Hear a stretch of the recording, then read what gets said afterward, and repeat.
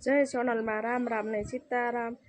એને અત્યારે બપોર પછી હું વિડીયો સ્ટાર્ટ કરું છું અને કેમ કે આજ તો હું સવારની કટિંગ જ કરતી હતી, કેમ કે રક્ષાબંધન સુધીનું છે ને આપણે બ્લાઉઝ દેવાના હતા ને એટલે હું કટિંગ કરતી હતી અને એટલે આપણે હવે સીવવા મળશું। અને અમારા ગામમાં છે ને હવે હાથમ આઠમની ફૂલ તૈયારી થઈ ગઈ છે, તમને દેખાતું જ હશે।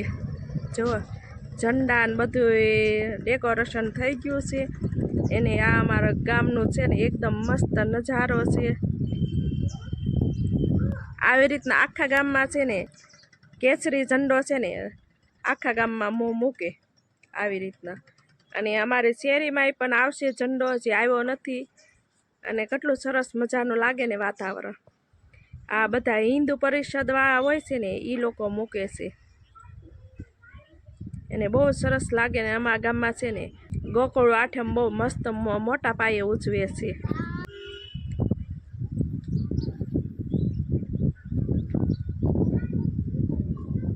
ફૂલનો તો નજારો એકદમ મસ્ત છે અને આ ફૂલ છે ને કરમાતા નથી હો, અને અમારા આયુષને તો આ ફૂલ બહુ ગમે, કરમાતા નથી અને બહુ સરસ લાગે।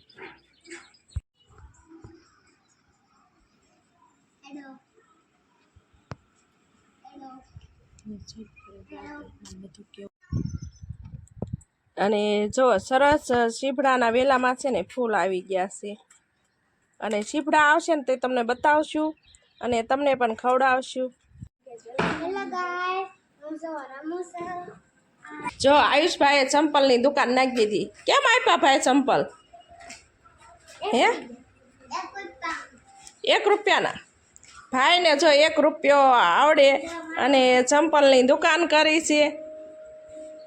અને ઋતિબેન ચંપલ લેવા આવ્યા છે, એનું ચંપલ તૂટી ગયું છે। આયુષ જાગી ગયો છે તો બનાવી દઉં, કેમ કે આ ડોડા બાફી મેં દાણા કાઢી લીધા। હવે આપણે છે ને એક લીંબુ લઈ લઈએ છીએ અને લીંબુનો રસ કાઢી લઈશું। એને આયુષને છે ને આ ખાટા મીઠા દાણા બહુ મસ્ત લાગે નાસ્તામાં, એને આયુષને ભાવે બહુ। જો આપણે છે ને લીંબુ નીસવી લીધું છે એક, અને તમે આવું કરો છો કે નહીં? હવે આપણે છે ને મરચું નાખી દઈશું, બહુ તીખું નહીં કરવી। હવે આપણે મરચું નાખી દીધું અને હવે છે ને આપણે મીઠું નાખી દઈશું। એના ઘણા છે ને લીંબુ મીઠું નાખીને લીંબુ સાથે છે ને ડોડામાં ચોપડીને ખાય। હવે આપણે છે ને સરસ મરચાનું આપણે ડોડા સાથે છે ને આ બધા મસાલા છે ને મિશ્રણ કરી દઈશું। અને આવી રીતના ડોડા ખાવાની કોને મજા આવે? મને તો આવા ડોડા ખાવાની બહુ મજા આવે છે। એને આપણે એમાં બની જશે એટલે આયુષભાઈ ખાવા આવી જશે। એને આપણે છે ને સરસ મજાનું જો મિશ્રણ થઈ ગયું છે ડોડાનું, એને આવા ખાટા મીઠા ડોડા ખાવાની બહુ મજા આવે। એને આવી રીતના ડોડા કોને ભાવે કોમેન્ટ કરજો। એ ડોડાનો નાસ્તો થઈ ગયો તૈયાર, અને આવી જાઓ બધા ખાવા। એ ચાલો આપણે શરૂ કરી દેવી।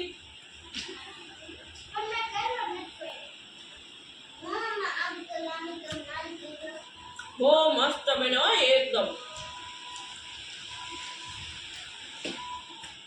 જો આવી ગયો ને કૃષ્ણ ઋતિ બે ભાગ લઈને આવ્યા, અને બે જો આ દડો ઇનામમાં લાગ્યો કા એમાં આવે હે। જો આ બબલાને આરી છે ને આ દડો આવ્યો। આજે આયુષને દાબેલી ખાવી છે, ઋતિને રજા છે એટલે બટેટા બાફેલી છે ને આપણે ખોલવા બેસી ગયા છે।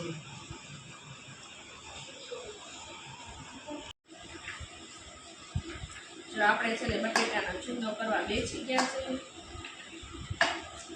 અને ઋતુ દાડમના દાણા કાઢે છે। આપણે ગોળ, આમલી અને ખજૂર નાખી દેવી છે, અને ખજૂરને થોડોક આપણે બાફી લીધો છે એટલે પોચો થઈ જાય। ખજૂરના ઠળિયા કાઢી લીધા છે।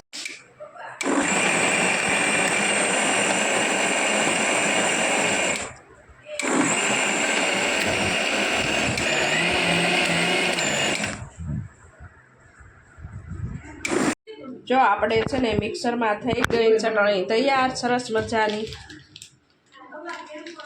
હવે પાણી નાખીને થોડુંક નાખી દઈશું. એને આવી રીતના જો ચટણી તમે દાબેલીની છે ને આવી રીતના બનાવી શકો અને સરસ બની. જો આપણે મોરસ નાખી દીધી અને થોડુંક મીઠું નાખી દીધું છે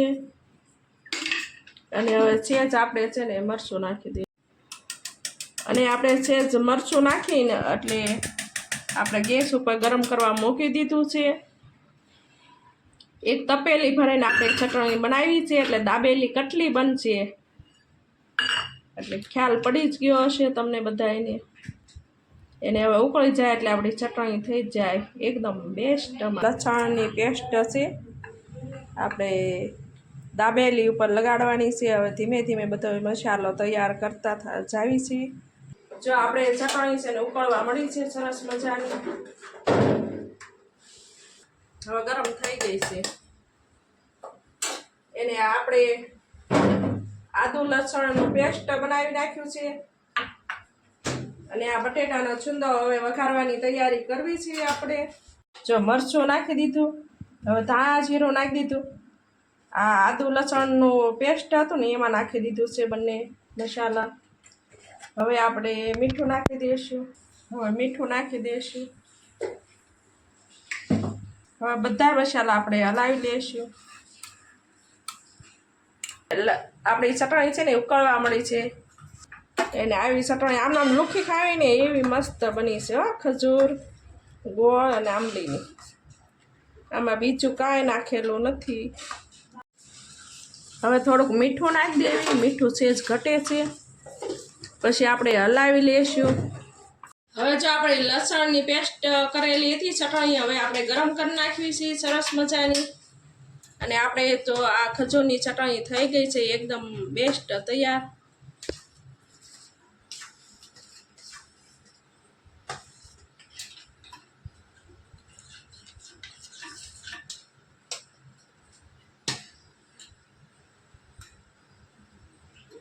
આવી ગોળની કઢી છે પેલા બનાવતા હતું દાદાને હશે ભાવે ગોળની કઢી.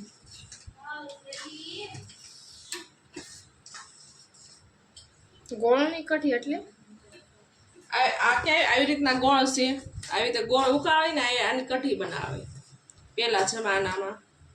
એને દાદાને તો હશે આવી કઢી ભાવે ગોળની. બહુ મસ્ત બને ગોળની કઢી. હવે જો આપણી ચટણી થઈ ગઈ તૈયાર. હવે આપણે ગેસ બંધ કરી દઈશું. એને ચાખી જો કેવી ચટણી બની છે. એને આ ચટણી છે ને એકલી લુખી ખાવીને એવી બની છે. હવે આપણે ગેસ બંધ કરી દઈશું. મીઠું ઘટતું થયું છે એટલે નાખી દઈએ. વાહ એકદમ મસ્ત. જો આપણે આદુ લસણની ચટણી થઈ ગઈ તૈયાર ને ખજૂર આંબલી અને ગોળની ચટણી થઈ ગઈ તૈયાર. હવે આપણે છે ને તેલ આવી ગયું છે એટલે વઘાણી નાખી દઈશું અને આપણે આ મસાલો તૈયાર આવ્યો છે દાબેલીનો એ નાખી દઈશું.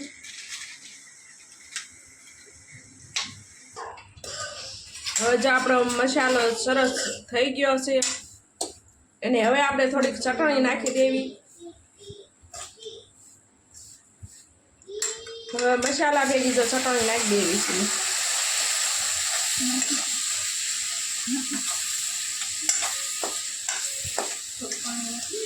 હવે સરસ મજાનો જો હલાવીને થઈ ગયો તૈયાર. એને મસાલો એકદમ બન્યો તૈયાર. હવે આપણે નાખી દઈશું.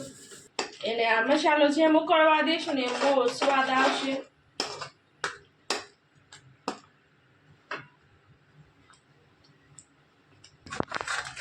હવે આપણે જો મસાલો નાખી દઈશું.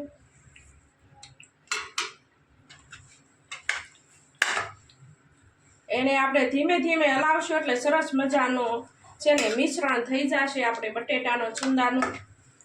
એને ચટણી હારી આપણે મિશ્રણ કરવા ને થોડીક વાર લાગે છે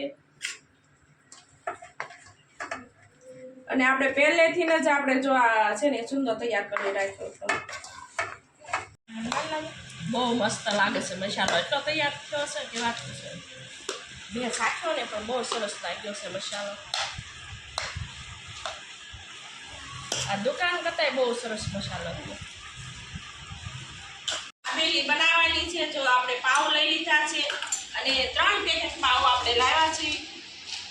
અને આ ઝીણી સેવ લાવ્યા, દાડમના દાણા, એને વઘારેલી ખારસી, અને આપણે ડુંગળી કોથમરીનો મસાલો તૈયાર કરી લીધો છે. એને આ ડુંગળી અને આદુ લસણની પેસ્ટ આપણે તૈયાર કરી નાખી છે. એને આ બટેટાનો મસાલો ઉઘારી નાખ્યો છે. અને ખજૂર, આંબલી અને ગોળની આપણે ચટણી સરસ મજાની તૈયાર કરી નાખી છે. અને હવે આપણે મસાલો ભરીને છે ને દાબેલી ખાવા પડવાની છે. બધા મસાલા મિક્સ કરીને એટલે મસાલો હલાવી લીધો છે. આપણે છે ને આવી રીતના કાપો મારી દેવાનો છે. પછી આદુ લસણની ચટણી આપણે પહેલા લગાવી દઈશું.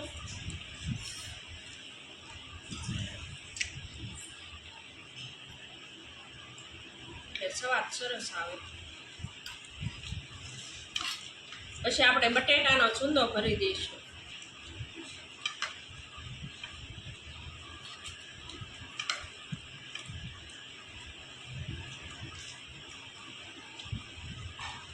પછી દાડમના દાણા નાખી દઈશું. પછી આપણે શીંગના દાણા નાખી દઈશું. અને એકદમ મસાલાવાળી થઈ ગઈ છે. પછી આપણે ડુંગળી અને કોથમરી આપણે ઉપર પધરાવી દઈશું.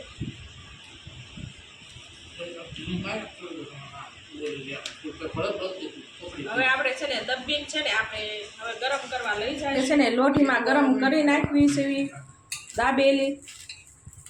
આપણે તેલ નાખી અને ગરમ કરી નાખવાની છે.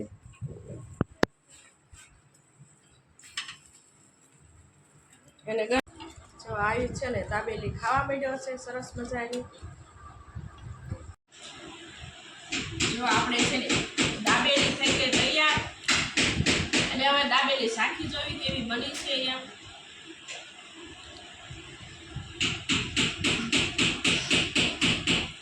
બહુ મસ્ત બની છે. હવે વિડીયોનો એન્ડ કરી દઈશું. અમારો વિડીયો પસંદ આવે તો લાઈક કરો, શેર કરો અને નવા હો તો સબસ્ક્રાઈબ કરો.